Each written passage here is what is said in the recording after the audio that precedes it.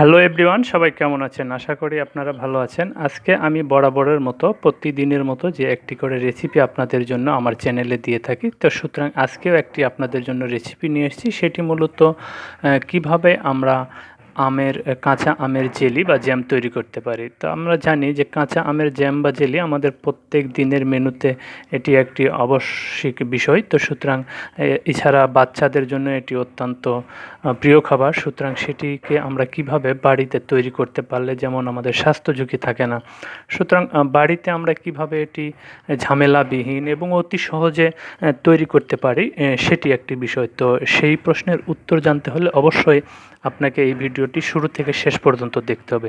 সেক্ষেত্রে আপনারা আশা করি এই ভিডিওটি ফলো করলে আপনারা খুবই সিম্পলভাবে, খুবই সহজে আপনারা বাসায় আমের জেলি তৈরি করতে পারেন। তো চলুন ভিউয়ার, দেরি না করে শুরু করি।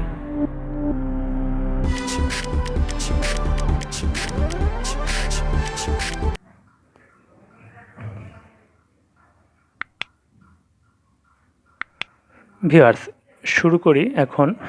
কাঁচা আমের জ্যাম বা জেলি তৈরি করতে হলে প্রথমে যেটি প্রয়োজন হবে কাঁচা আমের রস।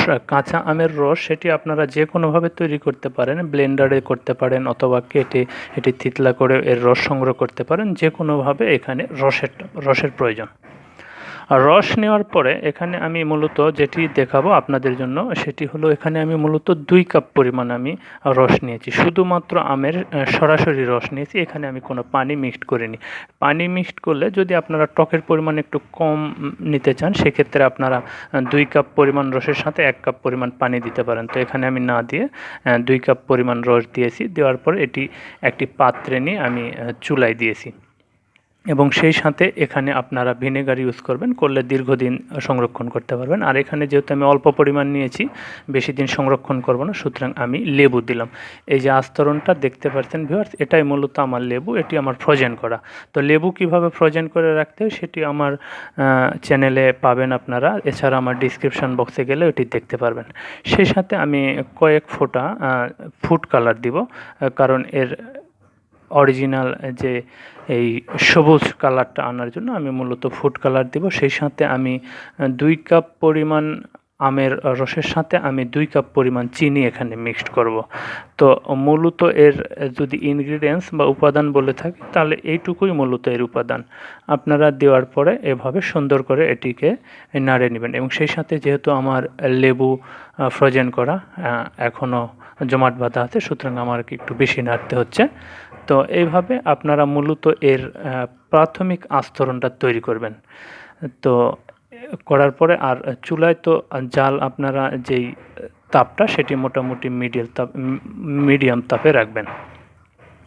তো কিছুক্ষণ পরে আমরা দেখছি মূলত এখন এটি বুদবুদ তৈরি হয়েছে। তবে আপনারা নিয়মিত এর উপর থেকে যে ফেনাটা সেটা রিমুভ করবেন, কারণ এই ফেনাগুলো থাকলে পরে এর আস্তরণ যখন জমাট বাঁধবে তখন সেটি স্বচ্ছ কালার আসবে না, কারণ সেক্ষেত্রে আপনাকে ওইরকম আকৃষ্ট করবে। সুতরাং উপর থেকে নিয়মিত কন্টিনিউ আপনারা এর ফেনাটা রিমুভ করবেন, এটি একটি বড় বিষয়। তো এইভাবে আপনারা কিছুক্ষণ করবেন।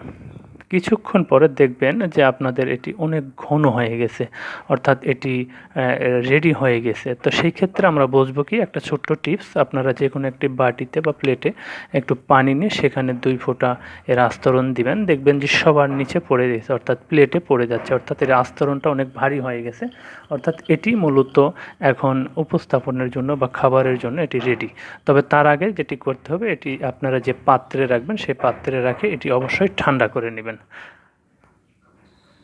আমি এখন এই পাত্রে নিলাম, নিয়ে ঠান্ডা করব। ঠান্ডা এই জন্য করব, ঠান্ডা না করে আমরা ফ্রিজে রাখবো না, কারণ এটি আমরা ফ্রিজে রাখতে হয়। তো ফ্রিজে রাখবো না এই জন্য যে গরম অবস্থায় রাখলে সেটি ঘেমে আবার এটি পাতলা হয়ে যাবে। তো এই ছিল মূলত আজকের রেসিপি।